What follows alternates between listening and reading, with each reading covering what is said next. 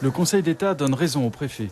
Depuis août, l'accueil des demandeurs d'asile est provisoirement fermé en Guyane. Une décision inédite en réponse à une hausse spectaculaire du nombre de demandes.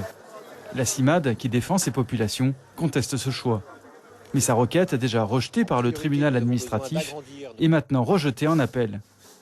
Le Conseil d'État considère que l'accueil des demandeurs d'asile sera rétabli au 1er décembre et que les personnes les plus vulnérables sont toujours enregistrées.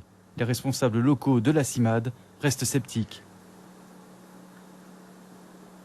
Ce qu'on trouve très contestable, c'est que les vulnérabilités particulières qui sont prises en compte par la préfecture à l'heure actuelle, telles qu'elles ont été présentées dans le cadre de l'audience, sont totalement en deçà de celles qui sont prévues et par la réglementation européenne et par la réglementation française. On est quand même relativement dubitatif sur les conditions de réouverture au 1er décembre, en sachant que les personnes qui sont en demande d'asile depuis plus de 4 mois ne se sont pas volatilisées sur les dernières semaines et que donc il est très probable que cet accueil au 1er décembre ait à gérer plusieurs milliers de personnes.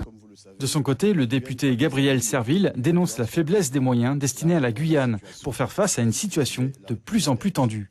Ainsi, rien que sur les 3 derniers mois, ce sont quelques 3500 demandes d'asile qui ont été enregistrées, faisant de Cayenne le 2e guichet de France après Paris. Cela porte environ 10 000 le nombre de demandeurs d'asile en attente sur le territoire guyanais et à près de 25 000 le nombre de nouveaux arrivants si l'on compte les compagnes et les enfants de ces demandeurs d'asile. Ramené aux 250 000 habitants de Guyane, vous comprendrez aisément les difficultés qui vont rapidement découler de cet afflux massif de population nouvelle. Selon lui, le budget consacré à l'immigration et l'asile en Guyane passe de 3 015 000 € en 2016 à 2 095 000 € pour 2017, soit une baisse de près d'un tiers de cette enveloppe.